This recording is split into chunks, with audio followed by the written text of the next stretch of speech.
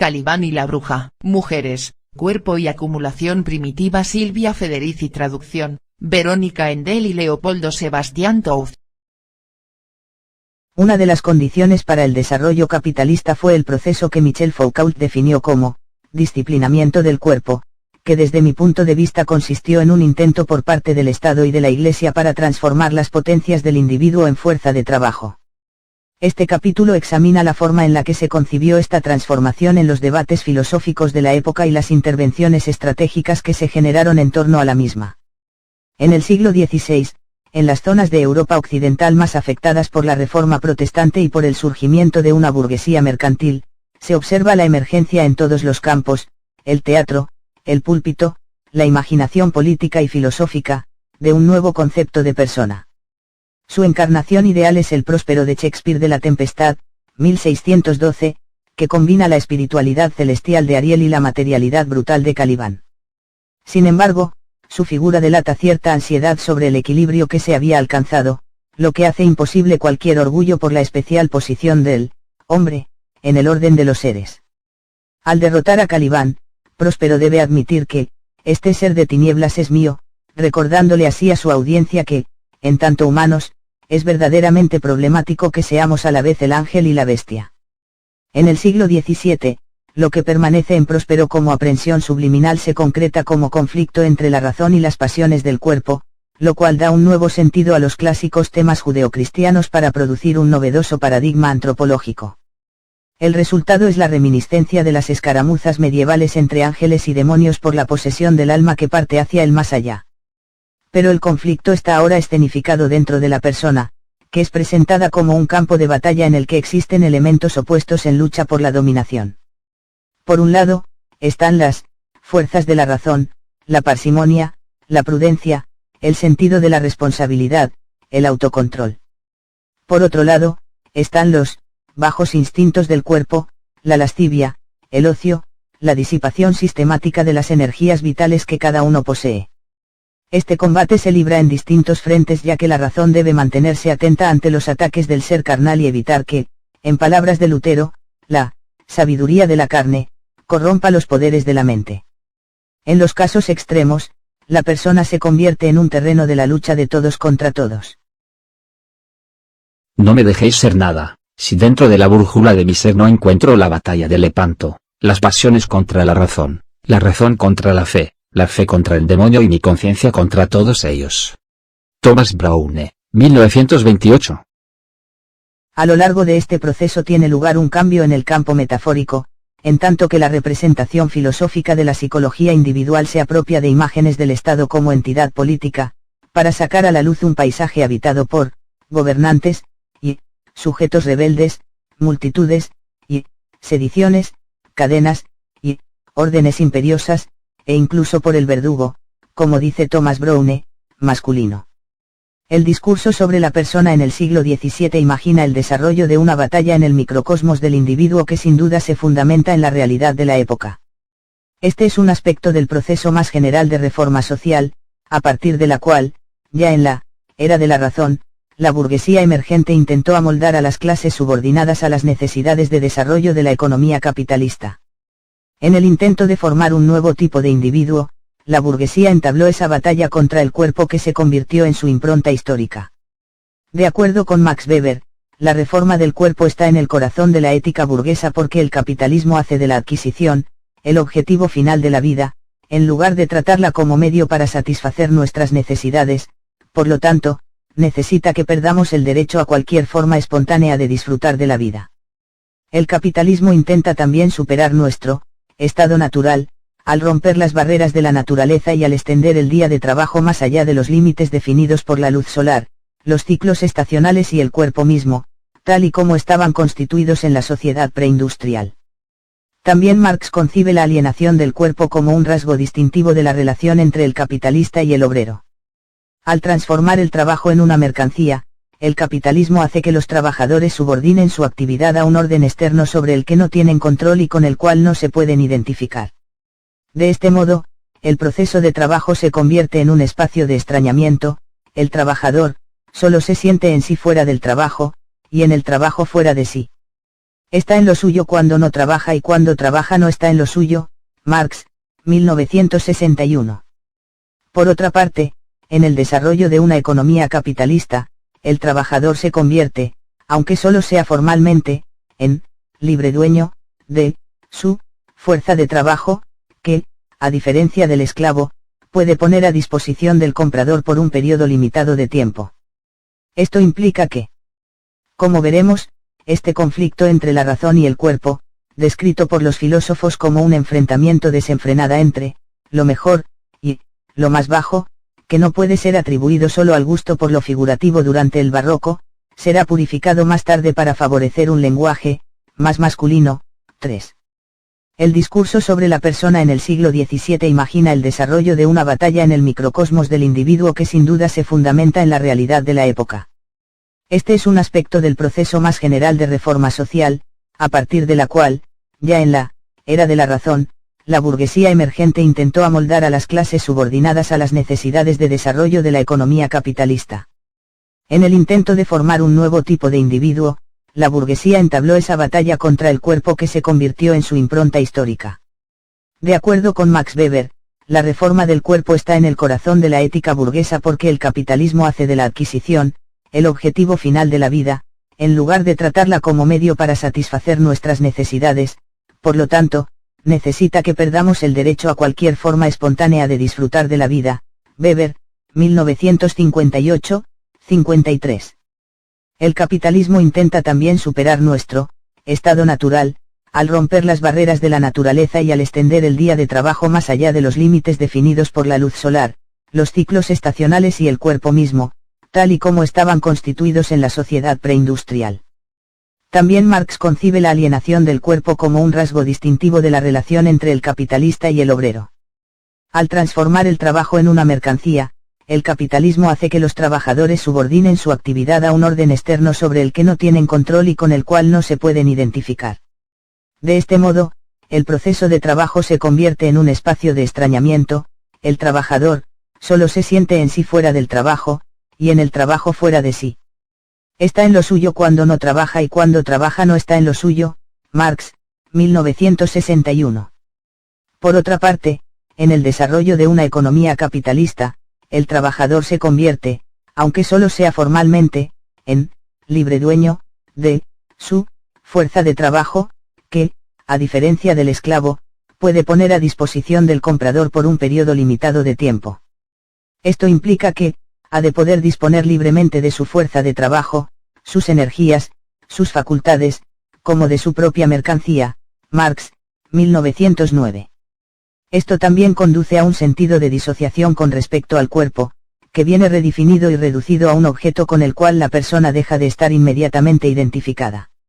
La imagen de un trabajador que vende libremente su trabajo, o que entiende su cuerpo como un capital que ha de ser entregado al mejor postor, está referida a una clase trabajadora ya moldeada por la disciplina del trabajo capitalista.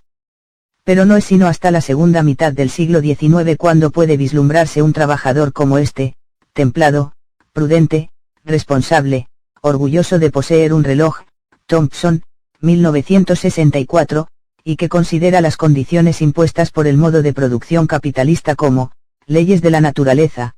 Marx, 1909, un tipo de trabajador que personifica a la utopía capitalista y es punto de referencia para Marx. La situación era completamente diferente en el periodo de acumulación primitiva, cuando la burguesía emergente descubrió que la liberación de fuerza de trabajo, es decir, la expropiación de las tierras comunes del campesinado, no fue suficiente para forzar a los proletarios desposeídos a aceptar el trabajo asalariado. A diferencia del Adán de Milton, quien, al ser expulsado del jardín del Edén, marchó alegremente hacia una vida dedicada al trabajo. 5. Los trabajadores y artesanos expropiados no aceptaron trabajar por un salario de forma pacífica. La mayor parte de las veces se convirtieron en mendigos, vagabundos o criminales. Haría falta un largo proceso para producir una fuerza de trabajo disciplinada. Durante los siglos XVI y XVII, el odio hacia el trabajo asalariado era tan intenso que muchos proletarios preferían arriesgarse a terminar en la horca que subordinarse a las nuevas condiciones de trabajo. Esta fue la primera crisis capitalista, mucho más seria que todas las crisis comerciales que amenazaron los cimientos del sistema capitalista durante la primera fase de su desarrollo. Como es bien sabido, la respuesta de la burguesía fue la multiplicación de las ejecuciones, la construcción de un verdadero régimen de terror, implementado a través de la intensificación de las penas, en particular las que castigaban los crímenes contra la propiedad, y la introducción de leyes sangrientas contra los vagabundos con la intención de fijar a los trabajadores a los trabajos que se les había impuesto, de la misma manera que, en su momento, los siervos estuvieron fijados a la tierra. Solo en Inglaterra, 72.000 personas fueron colgadas por Enrique VIII durante los 38 años de su reinado, y la masacre continuó hasta finales del siglo XVI. En la década de 1570, entre 300 y 400 delincuentes fueron devorados por las orcas en un lugar u otro cada año.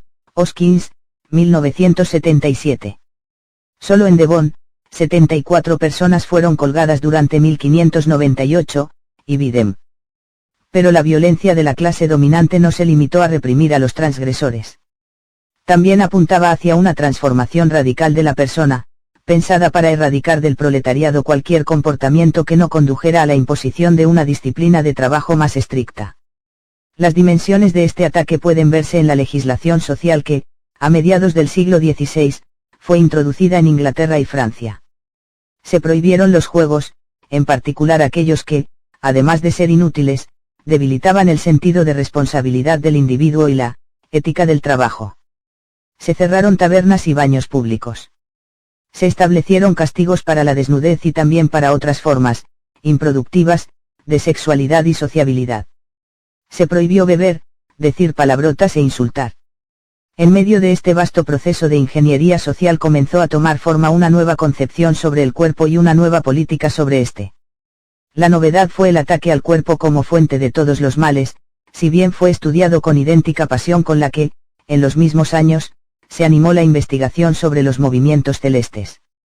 ¿Por qué el cuerpo fue tan importante para la política estatal y el discurso intelectual? Una se siente tentada a responder que esta obsesión por el cuerpo refleja el miedo que inspiraba el proletariado en la clase dominante. Era el mismo miedo que sentían por igual el burgués o el noble, quienes, dondequiera que fuesen, en las calles o durante sus viajes, eran asediados por una muchedumbre amenazadora que imploraba ayuda o se preparaba para robarles. Era también el mismo miedo que sentían aquellos que dirigían la administración del Estado, cuya consolidación se veía continuamente debilitada pero también determinada, por la amenaza de los disturbios y de los desórdenes sociales. Sin embargo, eso no era todo. No hay que olvidar que el proletariado mendicante y revoltoso, que forzaba a los ricos a viajar en coches de caballos para escapar de sus ataques o a irse a la cama con 2 pistolas bajo la almohada, fue el mismo sujeto social que aparecía, cada vez más, como la fuente de toda la riqueza. Era el mismo proletariado sobre el que los mercantilistas, los primeros economistas de la sociedad capitalista, nunca se cansaron de repetir, aunque no sin dudarlo, que, mientras más, mejor, lamentándose frecuentemente de que tantos cuerpos se desperdiciaran en la horca. Habrían de pasar muchas décadas antes de que el concepto del valor del trabajo entrara en el panteón del pensamiento económico. Pero el hecho de que el trabajo, la industria, más que la tierra o cualquier otra riqueza natural, se convirtiera en la fuente principal de acumulación era una verdad bien comprendida en una época en la que el bajo nivel de desarrollo tecnológico hizo de los seres humanos el recurso productivo más importante. Como dijo Thomas Moon, el hijo de un comerciante londinense y portavoz de la doctrina mercantilista. Sabemos que nuestras propias mercaderías no nos producen tanta ganancia como nuestra industria. Pues el hierro no es de gran valor si está en las minas, cuando se lo compara con el uso y las ventajas que arroja cuando es extraído, robado, transportado, comprado, vendido, fundido en armamento, mosquetes, forjado en anclas, bulones, púas, clavos y cosas similares, para ser usado en embarcaciones, casas, carros, coches, arados y otros instrumentos de cultivo. Abbott, 1946. Incluso el próspero de Shakespeare insiste en este hecho económico fundamental en un breve parlamento sobre el valor del trabajo, que él da a Miranda después de que ella manifestase el disgusto absoluto que le producía Caliban. Sí, pero le necesitamos. Enciende el fuego, trae la leña y nos hace trabajos muy útiles. Shakespeare, La Tempestad, Acto 1, Escena 2. El cuerpo, entonces, pasó al primer plano de las políticas sociales porque aparecía no solo como una bestia inerte ante los estímulos del trabajo, sino como un recipiente de fuerza de trabajo, un medio de producción, la máquina de trabajo primaria. Esta es la razón por la que, en las estrategias que adoptó el Estado hacia el cuerpo, encontramos mucha violencia, pero también mucho interés, y el estudio de los movimientos y propiedades del cuerpo se convirtió en el punto de partida para buena parte de la especulación teórica de la época, ya sea utilizado, como Descartes, para afirmar la inmortalidad del alma, o para investigar, como Hobbes, las premisas de la gobernabilidad social. Efectivamente, una de las principales preocupaciones de la nueva filosofía mecánica era la mecánica del cuerpo, cuyos elementos constitutivos, desde la circulación de la sangre hasta la dinámica del habla, desde los efectos de las sensaciones hasta los movimientos voluntarios e involuntarios, fueron separados y clasificados en todos sus componentes y posibilidades. El Tratado del Hombre, publicado en 1664. Es un verdadero manual anatómico, aunque la anatomía que realiza es tanto psicológica como física. Una tarea fundamental de la empresa de Descartes fue instituir una divisoria ontológica entre un dominio considerado puramente mental y otro puramente físico. Cada costumbre, actitud y sensación queda definida de esta manera, sus límites están marcados, sus posibilidades sopesadas con tal meticulosidad que uno tiene la impresión de que el libro de la naturaleza humana ha sido abierto por primera vez o, de forma más probable, que una nueva tierra ha sido descubierta y los conquistadores se están aprestando a trazar un mapa de sus senderos, recopilar la lista de sus recursos naturales, evaluar sus ventajas y desventajas. En este aspecto, Hobbes y Descartes fueron representantes de su época. El cuidado que exhiben en la exploración de los detalles de la realidad corporal y psicológica reaparece en el análisis puritano de las inclinaciones y talentos individuales. Este último selló el comienzo de una psicología burguesa, que, en este caso, estudiaba explícitamente todas las facultades humanas desde el punto de vista de su potencial para el trabajo y su contribución a la disciplina.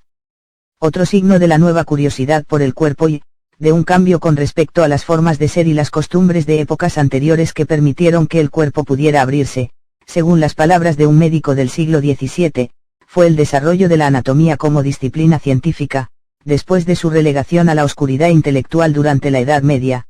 Wickman, 1972, Galcigna, 1978.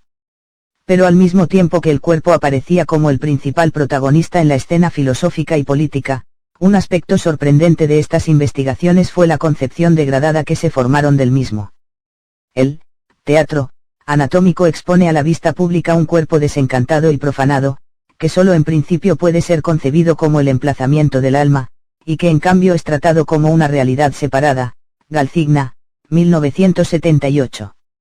A los ojos del anatomista, el cuerpo es una fábrica, tal y como muestra el título fundamental de Andrea Vesalius sobre su trabajo de la industria de la disección, De Humani Corporis Fabrica, 1543. En la filosofía mecanicista se describe al cuerpo por analogía con la máquina, con frecuencia poniendo el énfasis en su inercia. El cuerpo es concebido como materia en bruto, completamente divorciado de cualquier cualidad racional, no sabe, no desea, no siente. El cuerpo es puramente una colección de miembros, dice Descartes en su discurso del método de 1634. Nicolas Malebranche, en Entretien sur la métaphysique, sur la religion et sur la mort, diálogos sobre la metafísica, la religión y la muerte, 1688, se hace eco de esto y formula la pregunta decisiva: ¿puede el cuerpo pensar? Para responder inmediatamente, no, sin duda alguna, pues todas las modificaciones de tal extensión consisten solo en ciertas relaciones de distancia, y es obvio que esas relaciones no son percepciones, razonamientos, placeres, deseos, sentimientos, en una palabra. Pensamientos, Popkin, 1966. También para Hobbes, el cuerpo es un conglomerado de movimientos mecánicos que, al carecer de poder autónomo, opera a partir de una causalidad externa, en un juego de atracciones y aversiones donde todo está regulado como en un autómata. Leviatán, parte 1, capítulo 6. Sin embargo, lo que sostiene Michel Foucault acerca de la filosofía mecanicista es cierto, al igual que lo que mantiene con respecto de las disciplinas sociales de los siglos XVII y XVIII, Foucault, 1977. En este periodo encontramos una perspectiva distinta de la del ascetismo medieval, donde la degradación del cuerpo tenía una función puramente negativa, que buscaba establecer la naturaleza temporal e ilusoria de los placeres terrenales y consecuentemente la necesidad de renunciar al cuerpo mismo. En la filosofía mecanicista se percibe un nuevo espíritu burgués, que calcula, clasifica, hace distinciones y degrada al cuerpo solo para racionalizar sus facultades, lo que apunta no solo a intensificar su sujeción, sino a maximizar su utilidad social. Lejos de renunciar al cuerpo, los teóricos mecanicistas trataban de conceptualizarlo, de tal forma que sus operaciones se hicieran inteligibles y controlables. De ahí viene el orgullo, más que conmiseración, con el que Descartes insiste en que, esta máquina, como él llama al cuerpo de manera persistente en el Tratado del Hombre, es solo un autómata y que no debe hacerse más duelo por su muerte que por la rotura de una herramienta. Por cierto, ni Hobbes ni Descartes dedicaron mucha atención a los asuntos económicos y sería absurdo leer en sus filosofías las preocupaciones cotidianas de los comerciantes ingleses u holandeses. Sin embargo, no podemos evitar observar las importantes contribuciones que sus especulaciones acerca de la naturaleza humana hicieron a la aparición de una ciencia capitalista del trabajo. El planteamiento de que el cuerpo es algo mecánico, vacío de cualquier teleología intrínseca, las virtudes ocultas, atribuidas al cuerpo tanto por la magia natural, como por las supersticiones populares de la época, era hacer inteligible la posibilidad de subordinarlo a un proceso de trabajo que dependía cada vez más de formas de comportamiento uniformes y predecibles. Una vez que sus mecanismos fueron deconstruidos, y él mismo fuera reducido a una herramienta, el cuerpo pudo ser abierto a la manipulación infinita de sus poderes y posibilidades. Se hizo posible investigar los vicios y los límites de la imaginación, las virtudes del hábito, los usos del miedo, cómo ciertas pasiones pueden ser evitadas o neutralizadas y cómo pueden utilizarse de forma más racional. En este sentido, la filosofía mecanicista contribuyó a incrementar el control de la clase dominante sobre el mundo natural, lo que constituye el primer paso, y también el más importante, en el control sobre la naturaleza humana.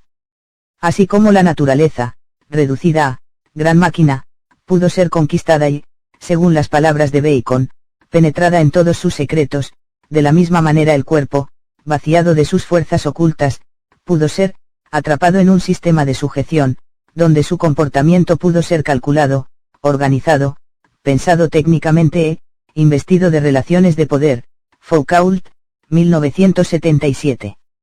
Para Descartes existe una identidad entre el cuerpo y la naturaleza, ya que ambos están compuestos por las mismas partículas y ambos actúan obedeciendo leyes físicas uniformes puestas en marcha por la voluntad de Dios. De esta manera, el cuerpo cartesiano no solo se empobrece y pierde toda virtud mágica, en la gran divisoria ontológica que instituye Descartes entre la esencia de la humanidad y sus condiciones accidentales, el cuerpo está divorciado de la persona, está literalmente deshumanizado. No soy este cuerpo, insiste Descartes a lo largo de sus meditaciones, 1641.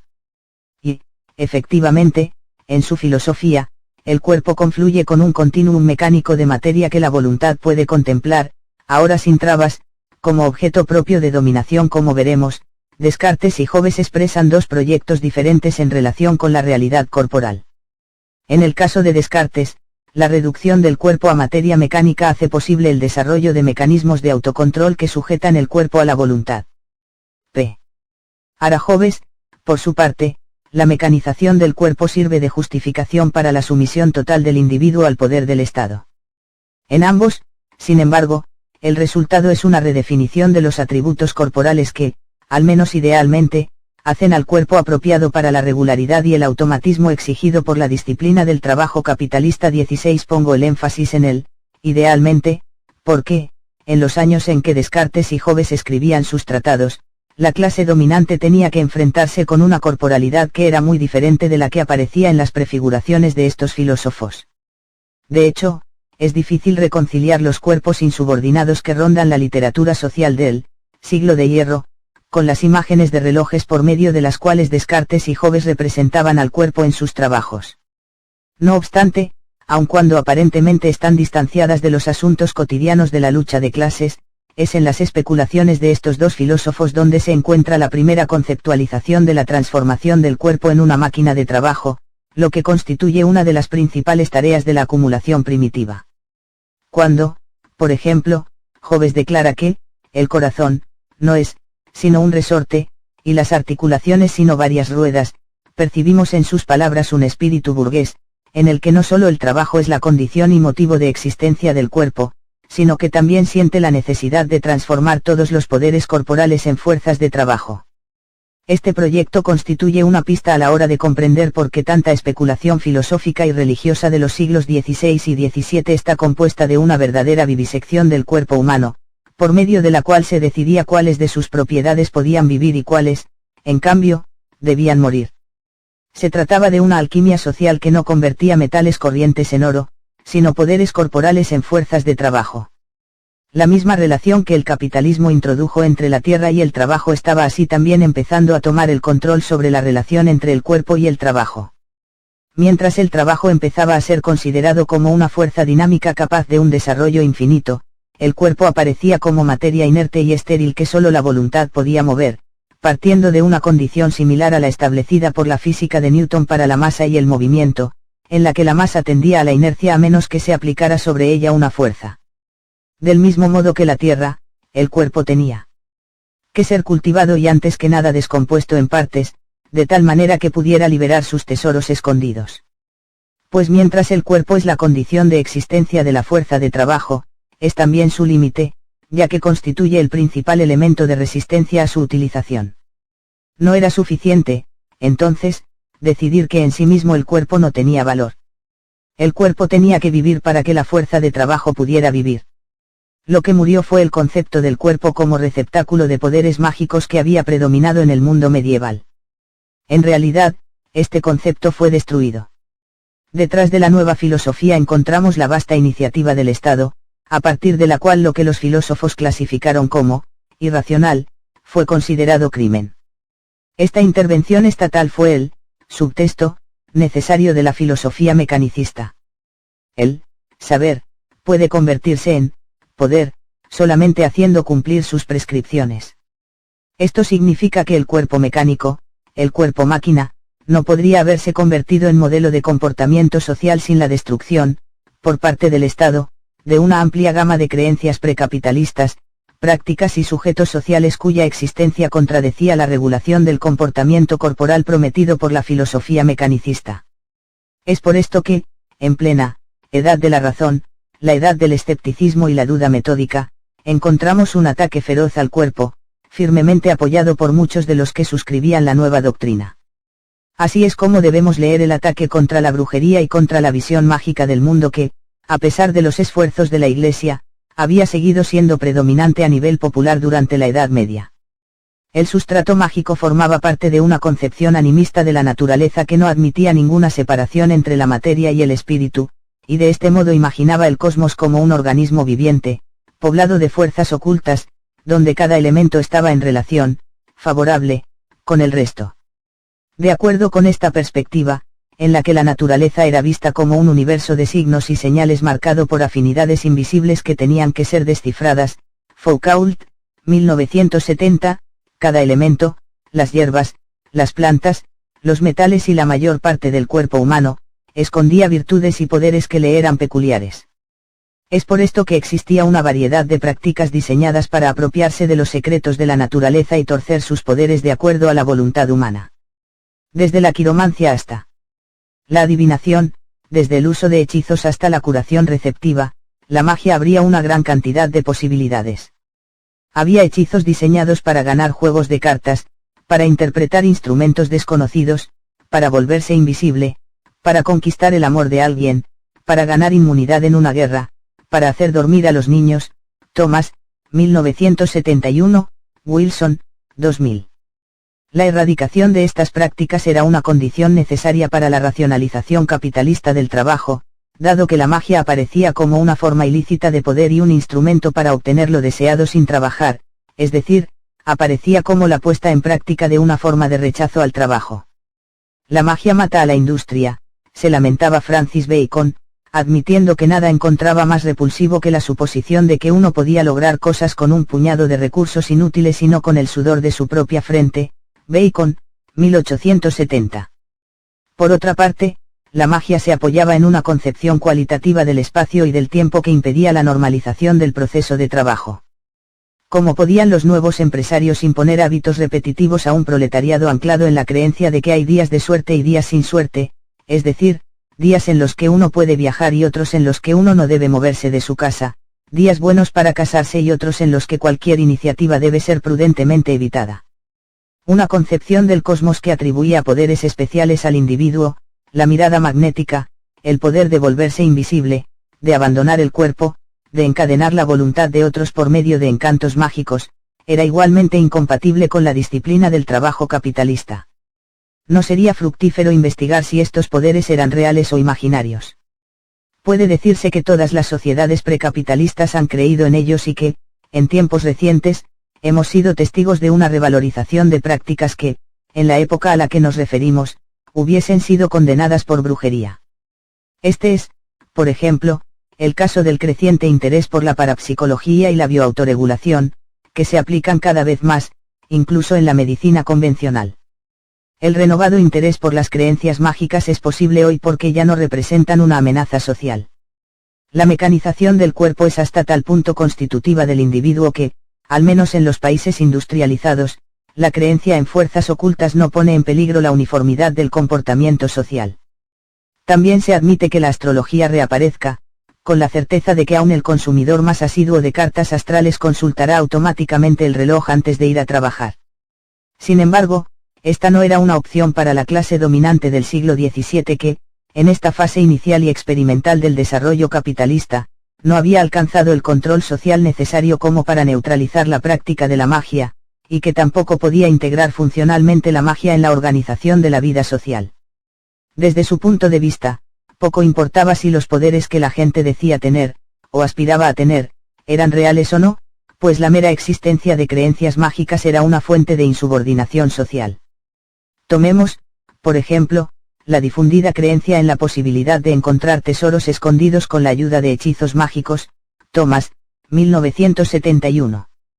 Esta creencia era ciertamente un obstáculo a la instauración de una disciplina del trabajo rigurosa y cuya aceptación fuera inherente.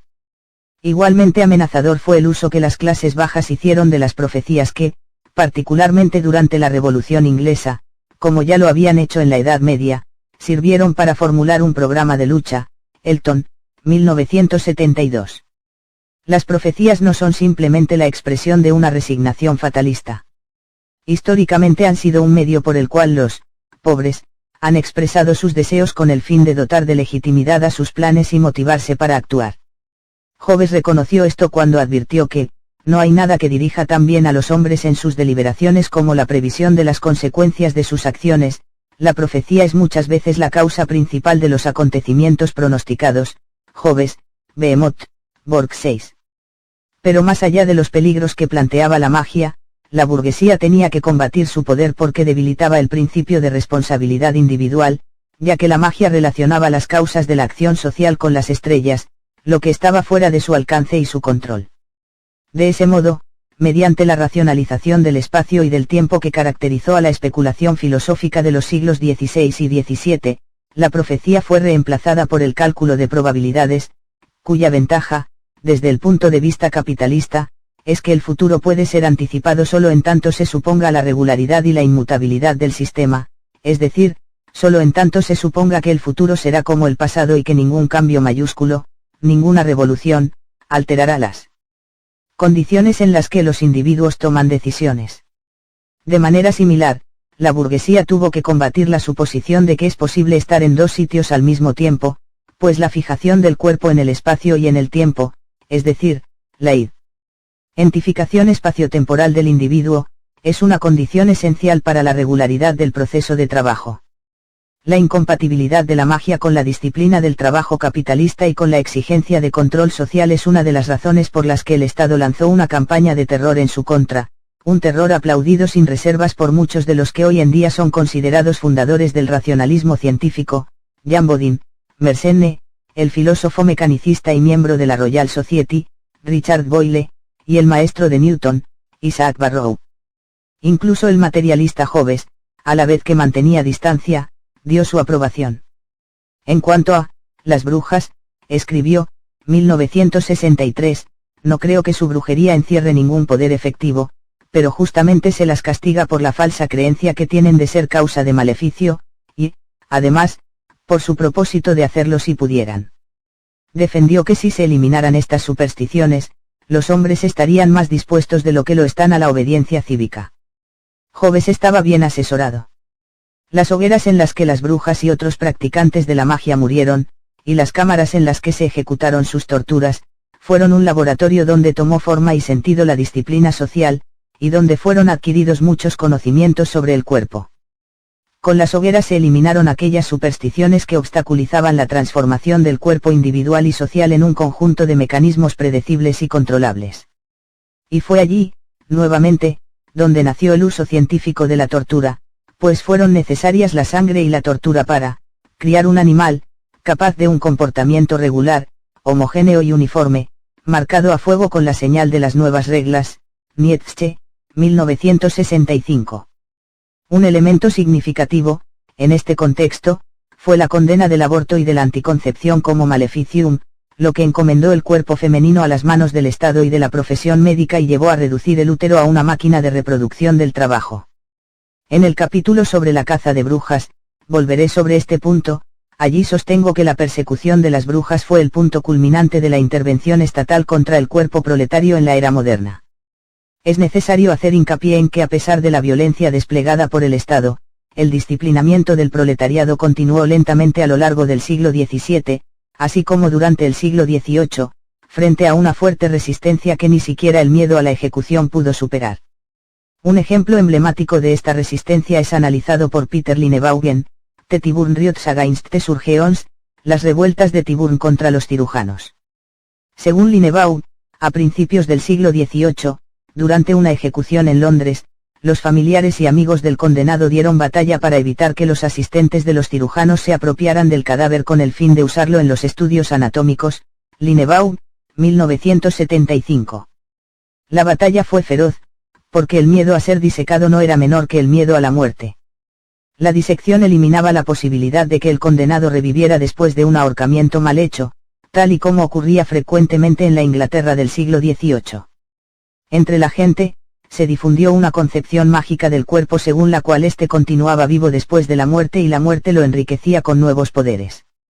Se creía que los muertos tenían el poder de regresar y llevar a cabo su última venganza contra los vivos. Se creía también que un cuerpo tenía virtudes curativas. De este modo, muchedumbres de enfermos se reunían alrededor de las horcas, esperando de los miembros de los muertos efectos tan milagrosos como los que se atribuía al hecho de ser tocado por el rey. La disección aparecía así como una infamia mayor, una segunda muerte, aún más definitiva, y los condenados pasaban sus últimos días asegurándose de que su cuerpo no sería abandonado a las manos de los cirujanos. La batalla, que se daba al pie de las horcas, ponía de manifiesto tanto la violencia predominante en la racionalización científica del mundo como el choque de dos conceptos opuestos del cuerpo.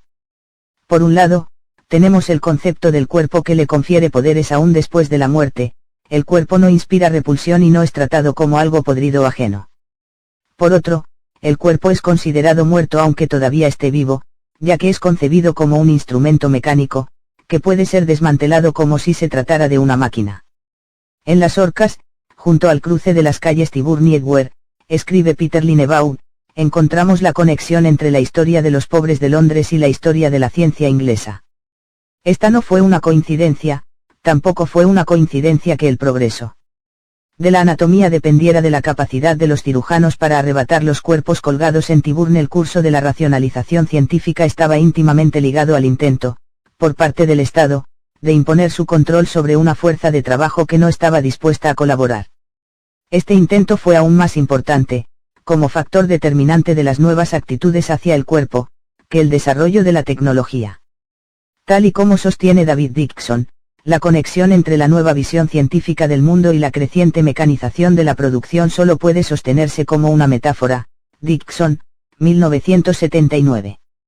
Ciertamente, el reloj y los mecanismos automáticos que tanto intrigaban a Descartes y sus contemporáneos, por ejemplo, las estatuas movidas hidráulicamente, eran modelos para una nueva ciencia y para las especulaciones de la filosofía mecanicista acerca de los movimientos del cuerpo. Cierto es también que, a partir del siglo XVII, las analogías anatómicas provenían de los talleres de producción, los brazos eran considerados como palancas, el corazón como una bomba, los pulmones como fuelles, los ojos como lentes, el puño como un martillo, Mumford, 1962. Pero estas metáforas mecánicas no reflejan la influencia de la tecnología como tal, sino el hecho de que la máquina se estaba convirtiendo en el modelo de comportamiento social. Incluso en el campo de la astronomía, se percibe la atracción que ejerce la necesidad de control social. Un ejemplo clásico es el de Edmond Halley, el secretario de la Royal Society, que, en paralelo a la aparición en 1695 del cometa que luego recibiría su nombre, organizó clubes en toda Inglaterra para demostrar la predecibilidad de los fenómenos naturales y para disipar la creencia popular de que los cometas anunciaban desórdenes sociales. El sendero de la racionalización científica confluyó con el disciplinamiento del cuerpo social de manera aún más evidente en las ciencias sociales. Podemos ver, efectivamente, que su desarrollo tuvo como premisas la homogeneización del comportamiento social y la construcción de un individuo prototípico al que se esperaba que todos se ajustasen.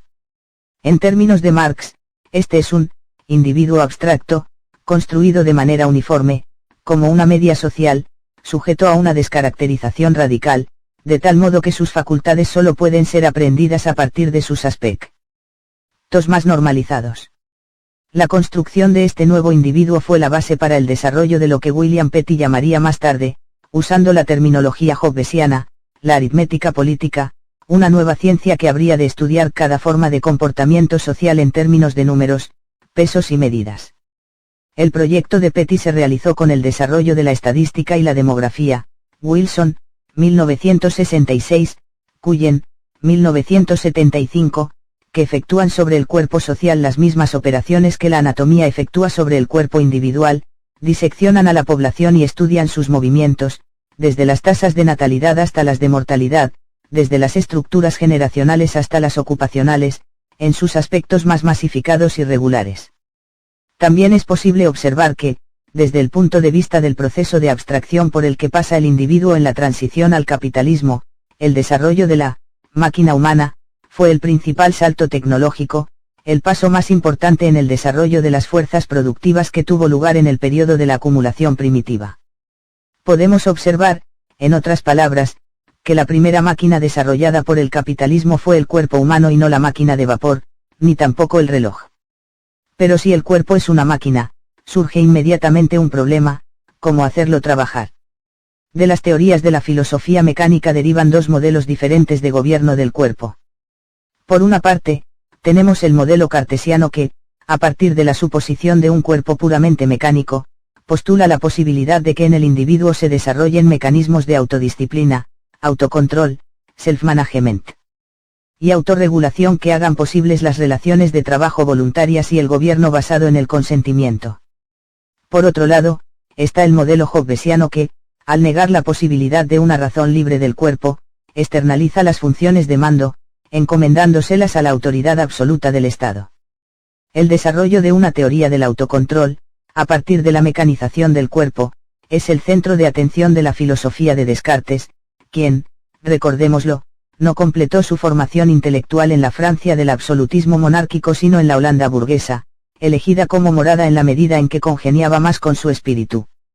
Las doctrinas de Descartes tienen un doble objetivo: negar que el comportamiento humano pueda verse influido por factores externos, tales como las estrellas o las inteligencias celestiales, y liberar el alma de cualquier condicionamiento corporal, haciéndola capaz así de ejercer una soberanía ilimitada sobre el cuerpo. Descartes creyó que podía llevar a cabo ambas tareas a partir de la demostración de la naturaleza mecánica del comportamiento animal. Nada, decía en su Le Monde, 1633, causa más errores como la creencia de que los animales tienen alma como nosotros. Por eso, cuando preparaba su Tratado del Hombre, dedicó muchos meses a estudiar la anatomía de órganos de los animales. Cada mañana iba a la carnicería para observar el troceado de las bestias. Hizo incluso muchas vivisecciones, consolado posiblemente por su creencia de que, tratándose tan solo de bestias, despojadas de razón, los animales que él disecaba no podían sentir ningún dolor. El hecho de poder demostrar la brutalidad de los animales era fundamental para Descartes. Estaba convencido de que ahí podía encontrar la respuesta a sus preguntas sobre la ubicación, la naturaleza y el alcance del poder que controlaba a la conducta humana. Creía que en un animal disecado encontraría la prueba de que el cuerpo solo es capaz de realizar acciones mecánicas e involuntarias, y que, por lo tanto, el cuerpo no es constitutivo de la persona. La esencia humana reside, entonces, en facultades puramente inmateriales. Para Descartes el cuerpo humano es, también, un autómata, pero lo que diferencia al hombre de la bestia y le confiere a él dominio sobre el mundo circundante es la presencia del pensamiento. De este modo, el alma, que Descartes desplaza del cosmos y de la esfera de la corporalidad, regresa al centro de su filosofía dotada de un poder infinito en la forma de razón y voluntad individuales. Situado en un mundo sin alma y en un cuerpo máquina, el hombre cartesiano podía entonces, como Próspero, romper su varita mágica, para convertirse no solo en el responsable de sus actos, sino aparentemente en el centro de todos los poderes. Al estar divorciado de su cuerpo, el yo racional se desvinculaba ciertamente de su realidad corpórea y de la naturaleza. Su soledad, sin embargo, iba a ser la de un rey. En el modelo cartesiano de la persona no hay un dualismo igualitario entre la cabeza pensante y el cuerpo máquina, solo hay una relación de amo-esclavo, ya que la tarea principal de la voluntad es dominar el cuerpo y el mundo natural. En el modelo cartesiano de la persona se ve, entonces, la misma centralización de las funciones de mando que en ese mismo periodo se estaba dando a nivel del Estado, al igual que la tarea del Estado era gobernar el cuerpo social. En la nueva subjetividad, la mente se convirtió en soberana. Descartes reconoce que la supremacía de la mente sobre el cuerpo no se logra fácilmente, ya que la razón debe afrontar sus contradicciones internas. Así, en Las Pasiones del Alma, 1650, nos presenta la perspectiva de una batalla constante entre las facultades bajas y altas del alma que él describe casi en términos militares, apelando a nuestra necesidad de ser valientes y de obtener las armas adecuadas para resistir a los ataques de nuestras pasiones. Debemos estar preparados para sufrir derrotas temporales, pues tal vez nuestra voluntad no sea siempre capaz de cambiar o detener sus pasiones. Puede, sin embargo, neutralizarlas desviando su atención hacia otra cosa, o puede restringir los movimientos del cuerpo que provocan.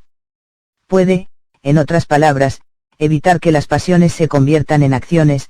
Descartes, 1973. Con la institución de una relación jerárquica entre la mente y el cuerpo, Descartes desarrolló las premisas teóricas para la disciplina del trabajo requerida para el desarrollo de la economía capitalista. La supremacía de la mente sobre el cuerpo implica que la voluntad puede, en principio, controlar las necesidades, las reacciones y los reflejos del cuerpo, que puede imponer un orden regular sobre sus funciones vitales y forzar al cuerpo a trabajar de acuerdo a especificaciones externas, independientemente de sus deseos. Aún más importante es que la supremacía de la voluntad permite la interiorización de los mecanismos de poder. Por eso, la contraparte de la mecanización del cuerpo es el desarrollo de la razón como juez, inquisidor, gerente, manager y administrador. Aquí encontramos los orígenes de la subjetividad burguesa basada en el autocontrol, self-management, la propiedad de sí, la ley y la responsabilidad, con los corolarios de la memoria y la identidad. Aquí encontramos también el origen de esa proliferación de micropoderes que Michel Foucault ha descrito en su crítica del modelo jurídico discursivo del poder, Foucault, 1977.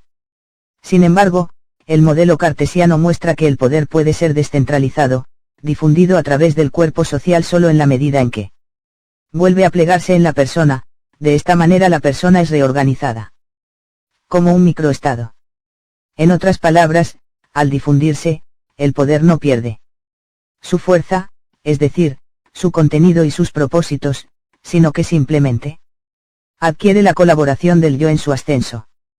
Dentro de este contexto debe considerarse la tesis propuesta por Bryan e Aslea, el principal beneficio que el dualismo cartesiano ofreció a la clase capitalista fue la defensa cristiana de la inmortalidad del alma y la posibilidad de derrotar el ateísmo implícito en la magia natural, que estaba cargada de implicaciones subversivas, e Aslea, 1980. Para apoyar esta perspectiva, Aslea sostiene que la defensa de la religión fue una cuestión central en el cartesianismo, el cual, particularmente, en su versión inglesa, nunca olvidó que, sin espíritu no hay Dios, ni obispo, ni rey. El argumento de Aslea es atractivo. Su insistencia, sin embargo, en los elementos reaccionarios del pensamiento de Descartes hacen que le sea imposible responder a la pregunta que él mismo formula: ¿por qué el control del cartesianismo en Europa fue tan fuerte como para que, incluso después de que la física newtoniana disipara la creencia en un mundo natural carente de poderes ocultos, y aún después del advenimiento de la tolerancia religiosa, continuara dando forma a la visión dominante del mundo? En mi opinión, la popularidad del cartesianismo entre las clases medias y altas estaba directamente relacionada con el programa de dominio de sí promovido por la filosofía de Descartes.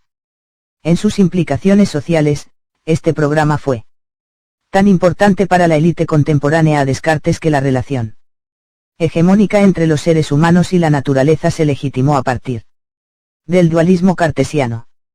El desarrollo del autocontrol, esto es, el dominio de sí, el desarrollo propio, se convirtió en un requerimiento fundamental en un sistema socioeconómico capitalista en el que se presuponía que cada uno es propietario de sí mismo, lo cual se convierte en fundamento de las relaciones sociales, y que la disciplina ya no dependía exclusivamente de la coerción externa. El significado social de la filosofía cartesiana recaía, en parte, en el hecho de que le proveía de una justificación intelectual. De este modo, la teoría de Descartes sobre el autocontrol derrota, pero también recupera, el lado activo de la magia natural.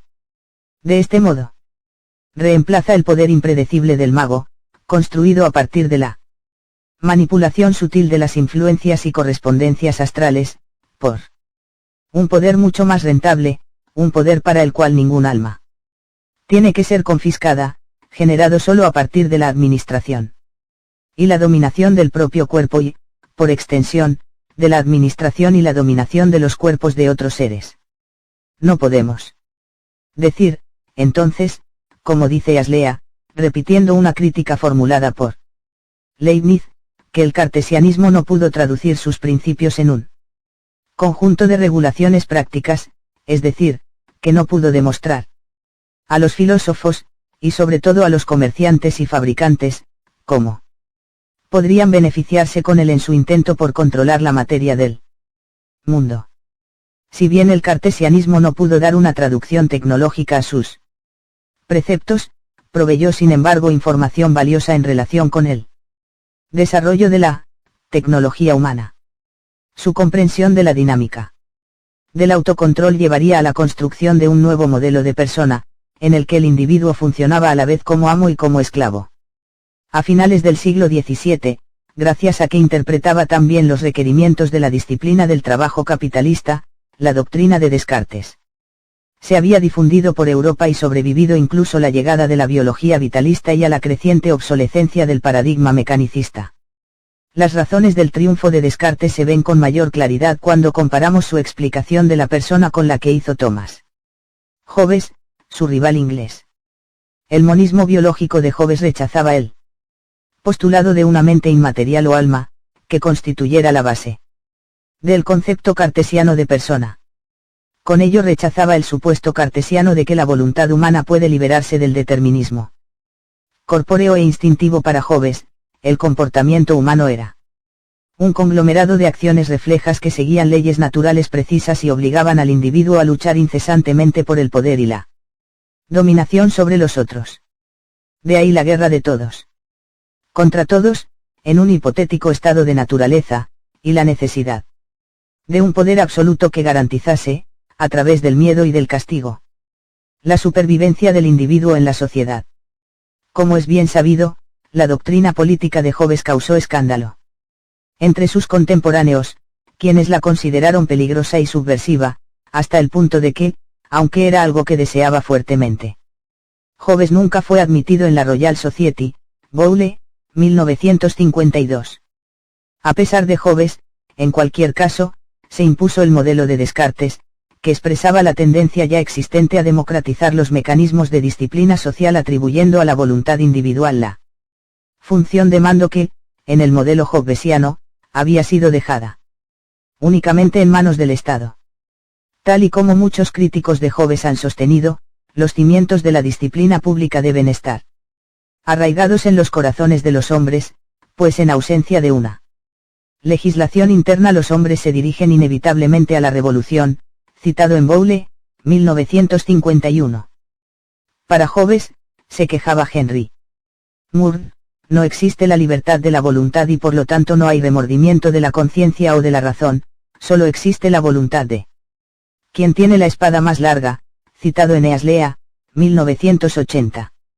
Más explícito fue Alexander Ross, que observó que, el freno de la conciencia es lo que contiene a los hombres de la rebelión, no existe fuerza exterior más poderosa, no existe un juez tan severo, ni un torturador tan cruel como una conciencia acusadora, citado en Bowle, 1952.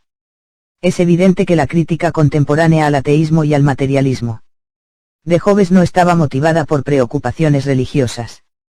La visión de Hobbes del individuo, como una máquina movida solo por sus apetitos y aversiones, no fue rechazada porque eliminara el concepto de la criatura humana hecha a la imagen de Dios, sino porque descartaba la posibilidad de una forma de control social que no dependiera exclusivamente del dominio férreo del Estado. Aquí está, en mi opinión, la diferencia principal entre la filosofía de Hobbes y el cartesianismo. Esta distinción, sin embargo, no puede apreciarse si insistimos en los elementos feudales de la filosofía de Descartes, y particularmente en su defensa de la existencia de Dios, con todo lo que esto supone como aval del poder estatal. Si efectivamente privilegiamos el Descartes feudal perdemos de vista el hecho de que la eliminación del elemento religioso en Hobbes, es decir, la creencia en la existencia de las sustancias incorpóreas, era en realidad una respuesta a la democratización implícita en el modelo cartesiano de autocontrol, del que Hobbes sin duda desconfiaba. Tal y como había demostrado el activismo de las sectas puritanas durante la Guerra Civil inglesa, el autocontrol podía transformarse fácilmente en una propuesta subversiva.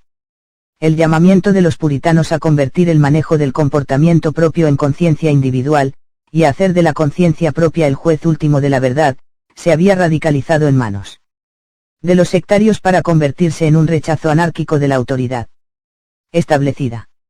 El ejemplo de los cavadores y los ranters y de decenas de predicadores mecanicistas que, en nombre de la luz de la conciencia, se habían opuesto a la legislación del Estado y a la propiedad privada, debían haber convencido a Hobbes de que el llamamiento a la razón era una peligrosa arma de doble filo. El conflicto entre el teísmo cartesiano y el materialismo hobbesiano se resolvió con el tiempo en su asimilación recíproca, en el sentido, como siempre en la historia del capitalismo, de que la descentralización de los mecanismos de mando, a través de su localización en el individuo, se logró finalmente solo en la medida en que se dio una centralización del poder en el Estado. Para poner esta resolución en los términos en los que estaba planteado el debate durante la Guerra Civil inglesa, ni los cavadores ni el absolutismo, sino una bien calculada mezcla de ambos, en donde la democratización del mando caería sobre las espaldas de un Estado siempre listo, como el dios newtoniano, para reimponer el orden sobre las almas que avanzaban demasiado lejos en las formas de la autodeterminación. El quid de la cuestión fue expresado lúcidamente por Joseph Glanville, miembro cartesiano de la Royal Society, quien, en una polémica con Hobbes, sostuvo que el problema fundamental era el control de la mente sobre el cuerpo. Esto, sin embargo, no implicaba simplemente el control de la clase dominante, la mente por excelencia, sobre el cuerpo proletariado, sino, lo que es igualmente importante, Desarrollo de la capacidad de autocontrol dentro de la persona. Como ha demostrado Foucault, la mecanización del cuerpo no solo supuso la represión de los deseos, las emociones y las otras formas de comportamiento que habían de ser erradicadas. También supuso el desarrollo de nuevas facultades en el individuo que aparecerían como otras en relación al cuerpo y que se convertirían en agentes de su transformación. El producto de esta separación con respecto al cuerpo fue, en otras palabras, el desarrollo de la identidad individual, concebida precisamente como alteridad, con respecto al cuerpo y en perpetuo antagonismo con él. La aparición de este alter ego y la determinación de un conflicto histórico entre la mente y el cuerpo representan el nacimiento del individuo en la sociedad capitalista. Hacer del propio cuerpo una realidad ajena que hay que evaluar, desarrollar y mantener a raya con el fin obtener del mismo los resultados deseados, se convertiría en una característica típica del individuo moldeado por la disciplina del trabajo capitalista. Como señalamos, entre las clases bajas, el desarrollo del autocontrol, self-management, como autodisciplina fue, durante mucho tiempo, objeto de especulación. La escasa autodisciplina que se esperaba de la gente común, puede juzgarse por el hecho de que, ya en Inglaterra en el siglo XVIII, había 160 crímenes que se castigaban con la muerte, Linnebaum, 1992, y cada año miles de personas comunes eran transportadas a las colonias o condenadas a galeras. Además, cuando el populacho apelaba a la razón, era para presentar demandas antiautoritarias, ya que el dominio de sí, self-mastery, a nivel popular, significaba el rechazo de la autoridad establecida, más que la interiorización de las normas sociales. Efectivamente, durante el siglo XVII, el dominio de sí fue una prerrogativa burguesa. Como señala Aslea, cuando los filósofos hablaban del hombre, como un ser racional, hacían referencia exclusiva a una pequeña élite compuesta por hombres adultos, blancos y de clase alta.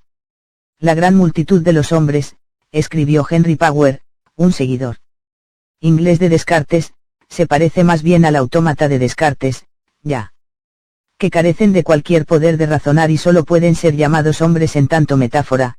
Aslea, 1980, los de mejor clase, estaban de acuerdo en que el proletariado aparecía como una gran bestia, un monstruo de muchas cabezas, salvaje, vociferante, dado a cualquier exceso. 1975, Linnebaum y Rediker, 2000. También a nivel individual, el vocabulario ritual identificaba a las masas como seres puramente instintivos. Así, en la literatura isabelina, el mendigo es siempre vigoroso y robusto, grosero, irascible y desordenado. Tales son las palabras que aparecen una y otra vez en las discusiones sobre la clase baja. El cuerpo no solo perdió todas las connotaciones naturalistas en ese proceso, sino que comenzó a emerger una función cuerpo, en el sentido de que el cuerpo se convirtió en un término puramente relacional, que ya no significaba ninguna realidad específica, se le identificaba, en cambio, con cualquier impedimento al dominio de la razón. Esto significa que mientras que el proletariado se tornó cuerpo, el cuerpo se convirtió en el proletariado, y en particular en lo débil e irracional, la mujer en nosotros, como decía Hamlet, o en lo salvaje africano, definido puramente por su función limitadora, es decir, por su alteridad. Con respecto a la razón, tratado como un agente de subversión interna. Sin embargo, la lucha contra esta gran bestia no estuvo dirigida solamente contra la gente de clase baja. También fue interiorizada por las clases dominantes en su batalla contra su propio estado natural. Como hemos visto, al igual que Próspero, la burguesía también tuvo que reconocer que este ser de tiniebla es mío, es decir, que Calibán era parte suya. Brown, 1988, Tillard, 1961. Esta conciencia impregna la producción literaria de los siglos XVI y XVII. La terminología es reveladora. Incluso quienes no siguieron a Descartes vieron el cuerpo como una bestia que de forma constante tenía que ser mantenida bajo control. Sus instintos fueron comparados con súbditos, destinados a ser gobernados, y los sentidos fueron considerados una prisión para el alma racional. ¿O quién surgirá de esta mazmorra? Un alma esclavizada de tantas formas. Preguntó Andrew Marvell en su diálogo entre el alma y el cuerpo. Con pernos de huesos que se elevan engrillados en los pies, y las manos esposadas. Aquí ciegos de un ojo, allá sordos con el tamborilear de una oreja. Un alma colgada, como de una cadena de nervios y arterias y venas. Citado por Hill, 1964. El conflicto entre los apetitos y la razón fue un tema central en la literatura isabelina, Tillard, 1961, al tiempo que entre los puritanos comenzó a cobrar fuerza la idea de que el anticristo está presente en todos los hombres. Mientras tanto, los debates sobre la educación y sobre la naturaleza del hombre, corrientes entre la gente de clase media, se centraban alrededor del conflicto entre el cuerpo y el alma, planteando la pregunta crucial sobre si los seres humanos son agentes voluntarios o involuntarios. Pero la definición de una nueva relación con el cuerpo no permaneció a un nivel puramente ideológico. Muchas prácticas que comenzaron a aparecer en la vida cotidiana señalaban las profundas transformaciones que estaban ocurriendo en ese ámbito: el uso de cubiertos, el desarrollo de la vergüenza con respecto a la desnudez, el advenimiento de costumbres que intentaban regular cómo había que reír, caminar, bostezar, cómo comportarse en la mesa y cuándo podía uno cantar, bromear, jugar. Elías, 1978. A medida que el individuo se disociaba cada vez más del cuerpo, este último se convertía en un objeto de observación constante, como si se tratara de un enemigo. El cuerpo comenzó a inspirar miedo y repugnancia. El cuerpo del hombre está lleno de mugre, declaró Jonathan Edwards, cuya actitud es típica de la experiencia puritana, en la que la subyugación del cuerpo era una práctica cotidiana. Greven, 1977. Eran particularmente repugnantes aquellas funciones corporales que directamente enfrentaban a los hombres con su animalidad. Tal fue el caso de Cotton Mather, quien, en su diario, confesó cuán humillado se sintió un día cuando, orinando contra una pared, vio a un perro hacer lo mismo. Pensé qué cosas viles y bajas son los hijos de hombres en este estado mortal. ¿Hasta qué punto nuestras necesidades naturales nos degradan y nos ponen, en cierto sentido, al mismo nivel que los mismos perros? Por consiguiente, resolví cómo debería ser mi práctica ordinaria, cuando decido responder a una u otra necesidad de la naturaleza, el hacer de ella una oportunidad para dar forma en mi mente a algún pensamiento sagrado, noble, divino. Como parte de la gran pasión médica de la época, el análisis de los excrementos, a partir del cual se extrajeron múltiples deducciones sobre las tendencias psicológicas del individuo, sus vicios y virtudes, Unt, 1970, debe ser rastreado desde la concepción del cuerpo como un receptáculo de suciedad y peligros ocultos.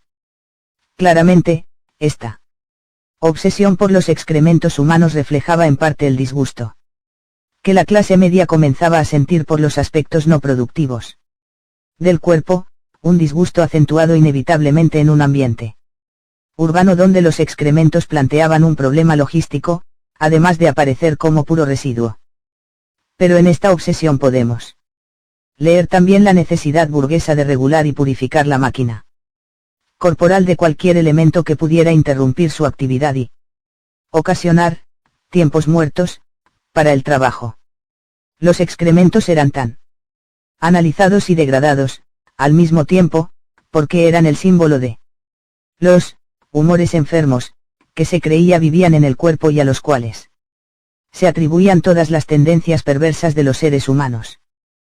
Para los puritanos los excrementos se convirtieron en el signo visible de la Corrupción de la naturaleza humana, una forma de pecado original que tenía que ser combatido, subyugado, exorcizado.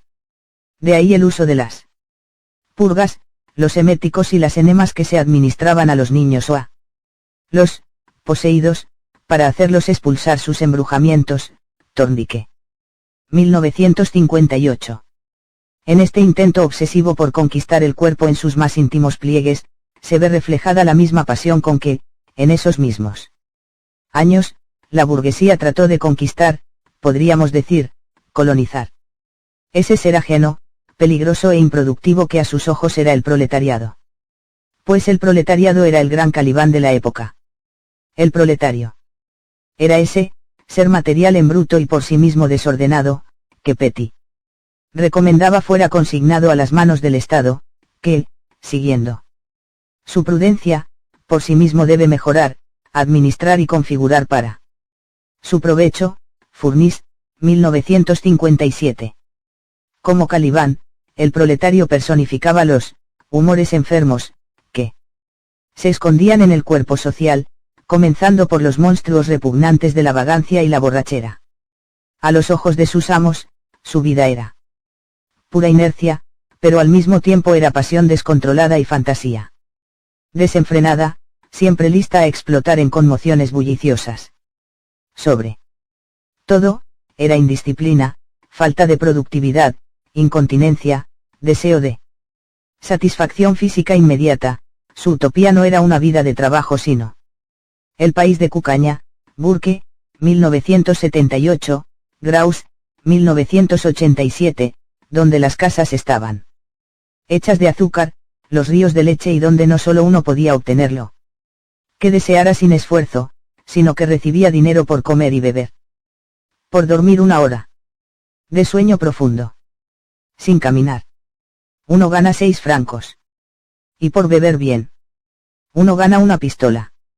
Este país es alegre. Uno gana 10 francos por día. Por hacer el amor. Burke, 1978. La idea de transformar a este ser ocioso, que soñaba la vida como un largo carnaval, en un trabajador incansable, debe haber parecido una empresa desesperante. Literalmente significó poner el mundo patas arriba, pero de una manera totalmente capitalista, un mundo donde la inercia del poder se convertirá en carencia de deseo y voluntad propia. Donde la vis erótica se tornará vis laborativa y donde la necesidad será experimentada solo como carencia, abstinencia y penuria eterna. De ahí esta batalla contra el cuerpo, que caracterizó la época temprana del desarrollo capitalista y que ha continuado, de distintas maneras, hasta nuestros días. De ahí que la mecanización del cuerpo, que fue el proyecto de la nueva filosofía natural y el punto focal de los primeros experimentos en la organización del Estado. Si hacemos un recorrido desde la caza de brujas hasta las especulaciones de la filosofía mecanicista y hasta las investigaciones meticulosas de los talentos individuales por los puritanos, encontramos que un único hilo conductor une los caminos aparentemente divergentes de la legislación social, la reforma religiosa y la racionalización científica del universo. Este fue un intento de racionalizar la naturaleza humana, cuyos poderes tenían que ser reconducidos y subordinados al desarrollo y a la formación de la mano de obra.